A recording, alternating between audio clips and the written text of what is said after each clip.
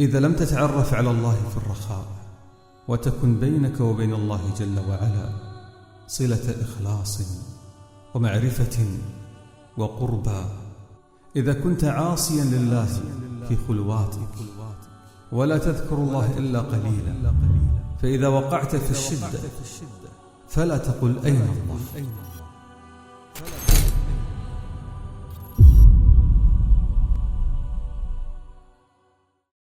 احفظ الله تجده أمامك، تعرف على الله في الرخاء يعرفك في الشدة، واعلم أن ما أخطأك لم يكن ليصيبك، وما أصابك لم يكن ليخطئك، واعلم أن النصر مع الصبر، وأن الفرج مع الكرب، وأن مع العسر يسرا. انظروا إلى قوة هذا الحديث النبوي، أعطاك منهج الحياة الذي من اتبعه لن يضل الطريق، ومهما حصلت له من ابتلاءات سينجح بإذن الرحمن الرحيم. أول وصية: احفظ الله يحفظك. هذه قاعدة اجعلها في كل حياتك. إذا حفظت أوامر الله واتبعت تعاليم الله سيحفظك الله، هذا وعد الله، لا يخلف الله الميعاد. ثم ننجي الذين اتقوا، وقال جل وعلا: ومن يتق الله يجعل له مخرجا ويرزقه من حيث لا يحتسب، ومن يتق الله يجعل له من أمره يسرا. الذي يتبع أوامر الله وينهى النفس عن الهوى ويكسر النفس عن الرغبات المحرمة والفتن والإغراءات، هذا الإنسان يعتبر تقي. هذا الإنسان اشترى مرضاة الله بهذه التقوى. ومن رضي الله عنه أحبه، ومن أحبه قربه، ومن قربه أضفى عليه جل وعلا من الود والرأفة والرحمة والكرامة والحب والخير. إذا لم تتعرف على الله في الرخاء وتكن بينك وبين الله جل وعلا صلة إخلاص ومعرفة وقربى، إذا كنت عاصيا لله في خلواتك ولا تذكر الله إلا قليلا، فإذا وقعت في الشدة فلا تقل أين الله. إذا أكلت الحرام وملأت بطنك وبطن أهلك بالحرام، ورجل مطعمه حرام ومشربه حرام وملبسه حرام وغذي بالحرام، ويرفع يده إلى السماء يقول: يا رب يا رب، كما في معنى الحديث النبوي، فأنى يستجاب له؟ إذن القاعدة: فما جزاء الإحسان إلا الإحسان. ومع ذلك فإن الله جل وعلا لأنه الأكرم ولأنه ذو الفضل العظيم يتفضل أحيانا كثيرة على العصاة في حال وقوعهم في الأزمات ودعائهم الخالص المخلص لله، ليعرفهم بنفسه جل وعلا لعلهم يرجعون إليه ويستحيون منه. فإذا أعطى الله هذا العاصي الإشارة والإشارتان والثلاث ولم يعد إلى الله وتمادى في الإعراض عن الله والانغماس في المعاصي، فهنا يكون الخطر، هنا تكون الكارثة. احفظ الله يحفظك.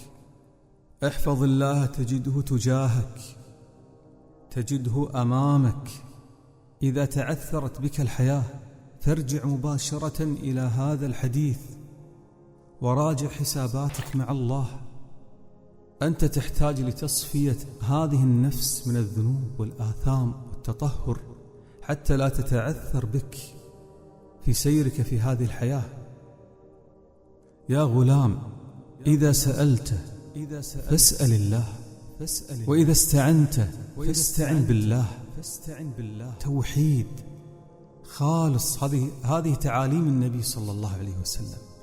لم يقل له اذهب إلى قبر فلان واستعن به وادعه وتوسط به إلى الله. الله جل وعلا سميع وبصير وقريب ومجيب. الله جل وعلا أخبرنا بأن غيره لا يملكون شيئا، لا يملكون مثقال ذرة. قل إن الأمر كله لله. والله يا أخوة يا أخوات، يعني شاهدنا أمورا مستحيلة بالعقل والمنطق، مستحيل، ولكنها حصلت لأن الله هو من أجراها. الذي يتوكل على الله حقيقة بقلبه ووجدانه واتصاله وثقة لا شك فيها، والله سيرى العجب، سيرى العجب. ونحن أمة محمد صلى الله عليه وسلم الحمد لله، كل إنسان فينا له تجربة مع الله. أذكر أيام الشباب في العشرينات كنت أدعو الله بأدعية كثيرة، فتمر السنين وأقول يعني الله ما استجاب لي، ليس اعتراضا أعوذ بالله، هذا الذي يعترض أين الله، لماذا الله لا يستجيب لي، أنا تقي، أنا ما عملت شيء خطأ، هذا غالبا هذا يحجب عن الله، وهذه النوعية الله لا يحبها جل وعلا. ولكن الله يحب المستسلم، مستسلم، أدعو الله، إن أتاني شيء من الله فالحمد لله، هذا من فضله وكرمه، وإن لم يأتني شيء فأنا أعرف أني مقصر، أنا أعرف أني ظالم لنفسي، ما أتجرأ أقول لماذا الله لم يعطيني، ما أتجرأ، أنا من حتى أقول هذا الكلام؟ أنا عايش برحمة الله، عايش بفضل الله وستر الله سبحانه، هذا من كرمه وفضله ومنه. ولكن كان تساؤل لماذا الله لم يستجب لي، وأنا يعني أدعو الله من 7-8 سنوات. فكنت أقول في نفسي أكيد بسبب أنا المقصر، بسبب ذنوبي وتقصيري في حقه سبحانه وتعالى. وعندما بلغت 40 عام وجدت هذه الأدعية اللي كنت أدعوها في أيام الشباب تحققت معي في بعد 20 سنة، وهذا من فضل الله ورحمته علي وكرمه. فإذا سألت فاسأل الله ولا تستعجل، وإذا استعنت فاستعن بالله، وأقسم بالله إنه القدير جل وعلا، وثق بالله، واعلم أنه إذا أعطاك الآن فبرحمته وحكمته، وإن منعك فبفضله وليس وقتك الآن. وهنا من جرب الحياة يعرف ويعلم أن النصر مع الصبر. سبحان الله، يعني لما الإنسان يصبر إلى آخر يعني درجات التحمل يأتي النصر. وإن الفرج مع الكرب، إذا اشتدت الأزمة وصلت إلى مرحلة الكرب سبحان الله تفرج، وكأن الفرج ملازم الكرب، قريب منا جدا. وكما هو في بيت الشعر المعروف: ولرب نازلة يضيق لها الفتى ذرعا، وعند الله منها المخرج، ضاقت فلما استحكمت حلقاتها فرجت، وكنت أظنها لا تفرج.